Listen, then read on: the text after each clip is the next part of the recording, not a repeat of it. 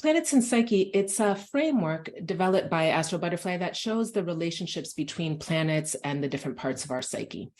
As I imagine many of you have already studied the meaning of the planets in astrology, and so you're familiar with this idea that planets correspond to different drives within us or different parts of our psyche.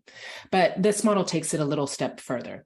According to this framework, planets and the corresponding parts of our psyche, they build on each other's qualities according to their distance from the sun. So here we're going to look at the relationship the planets have with each other, working from the sun, that everything revolves around in our solar system, out all the way out to the outer planets. And we want to think about how the planetary qualities build on each other and use this as a way to consider how our psychological processes develop. So this can help us understand where we're stuck in our developmental processes. It can help us address kind of specific pressing issues that we're going through in life. So I'm just going to start by going through the planets quickly to show how each psychological process associated with the planet builds on to the next one. So we start here with the sun and the moon. These two together, they're going to comprise our core identity, right? So while the sun is the ego, it's our conscious, outward, directed yang identity. The moon represents the inner emotional world. It's the body, and it's that receptive and reflexive yin identity. So together, these two form the core of our identity. Then we have Mercury. That's our data processor. It's our thoughts. It's our mental perceptions, right? And the way we communicate. So it's really how we express that identity. So we start with that identity and then we go to Mercury, and that's the expression of identity. And therefore it also really shows how we interact with the world. Like it's kind of our first place outside of our inner world, right? In order to communicate authentically and to perceive the world in a way that supports us, we need to be clear on that core identity, right? So do you see how you need to be connected to your sun and moon before you're able to do your Mercury before you're able to do it authentically? Obviously, we can all just spout out and do our Mercuries. But again, this is the idea of thinking about how these different parts of ourselves connect. And so you want that solid connection to the sun and moon, the identity, so that then your engagement with the world, the way that you first start processing and interpreting things and communicating, is aligned with that identity. And then from there, we move on to Venus. Once we've received all of that mercurial data, Venus begins to categorize it. It shows us the values that we place on all of that mercurial data. It's about how we feel about different things. It's how we feel about different people. So this is how we derive our values in the end. So really our values, according to this model, what it's showing us is that our values are a function of our perceptions and our thoughts.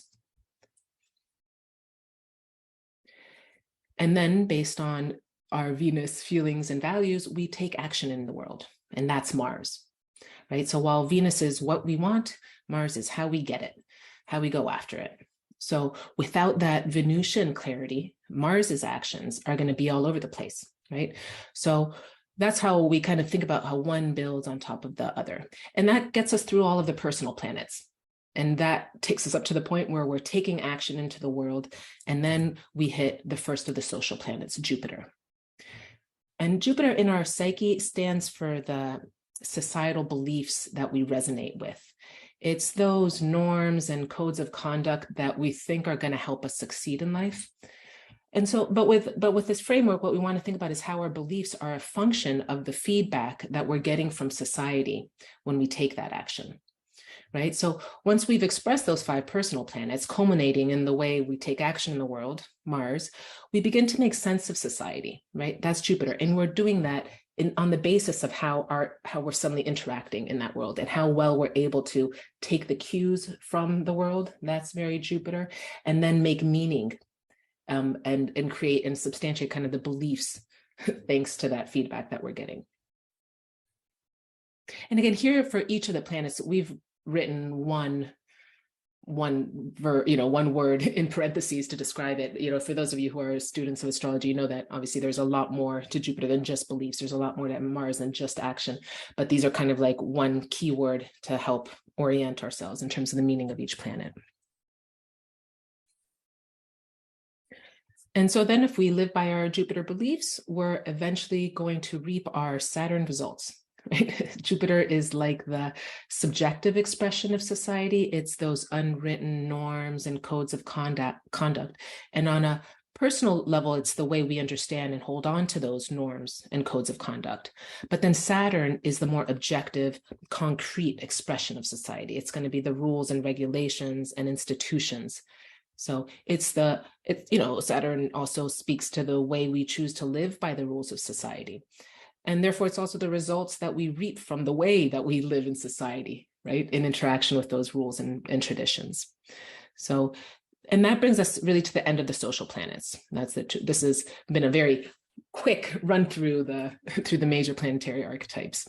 But I think the important thing here is that we want to be paying attention always how one leads into the next. That's kind of the key component of this framework, as opposed to other ways that you might have studied the planets first.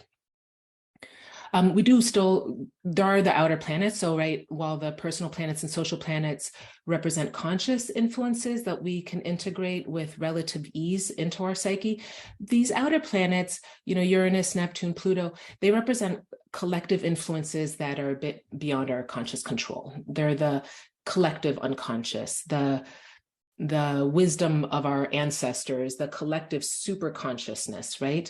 Or they're those possibilities that haven't yet been manifested in the physical plane. So they often manifest in our lives as fated events or influences, things that happen to us. We don't tend to feel usually in control of Plutonic or Uranian happenings. But still there's this clear connection between one and the next. So if our worldly accomplishments, right, our results, our Saturn, aren't in line with our purpose and with the best interest of the universe, then that's kind of when Uranus, Neptune, or Pluto are going to interfere to correct our path and make sure we get back on track. So these guys out here, they tend to manifest as those fated events and stuff like that because they're meant to be wake-up calls often, or sometimes they're presenting as new creative solutions that are meant to kind of nudge us onto a new path. But they do have that more external, fated feel to them.